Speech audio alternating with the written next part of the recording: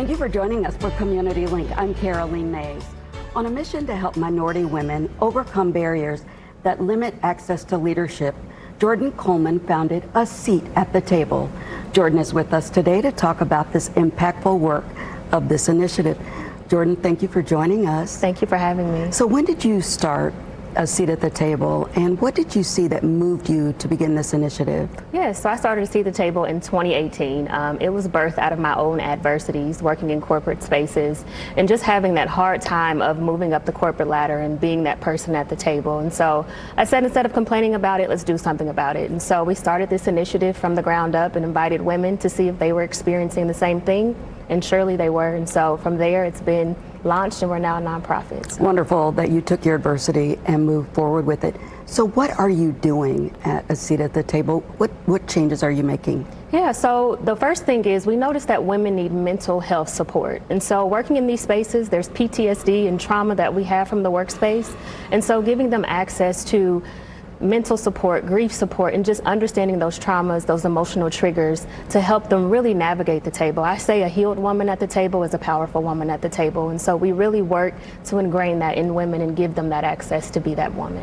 It sounds like the primary initiative is mental health, mental healing. Mm-hmm. How are you doing that? How are you getting women to that place? That's a tough space. It's a tough space. The first thing we do, so we have quarterly events, and so you'll see them around the community where we invite women out to our programming to discuss these traumas. So the first step is building community. We have to have trust with one another, and so we build that trust. The second one would be us really having the tools. So we have grief counselors, we have therapists that sit with us, talk about those traumas, and really address them. And then third, networking. We can't win unless we network. So we have a space where we do that, and then we have a cohort that's really pinpointed and focused on those things. So 8 weeks where women can just sit down, talk with one another, hear from speakers, panelists, and just really grow in their area of interest so that they can really leverage that table. That's awesome. Tell me about the women that are a part of the initiative. Yeah, so women of color, so Latino, Black, our largest population are Black women, and so that's what we see. They face the biggest adversity,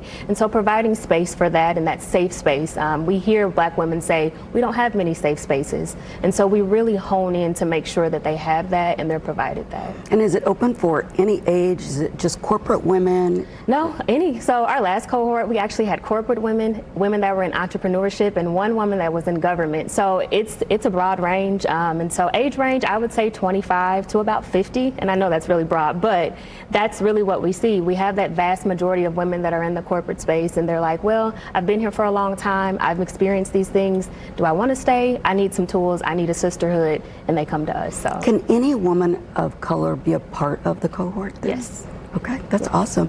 Well, you have some events coming up. I know you mentioned you have quarterly events. Mm-hmm. You also have one coming up this fall. Tell us about it. So it's my favorite event. So that is Sisterhood at the Conservatory. That is an event where we honor women of color who are doing amazing things in the community. And so our nominations are open right now. We take them from the community, and then we decide as a team who that winner is going to be. We highlight 5 women. So it's going to be an awesome time. It's on August 25th. So different categories? Different categories, yes. So it's kind of our mission. So we say we help women get to the table, stay at the table, have power at the table, and bring other women alike to the table. And so all of those categories are how we highlight the women in the community. Then we have a Woman of the Year and a Legacy Award winner. So, yeah. Love the work that you're doing. Thank you so much. What advice would you give a woman who's watching today?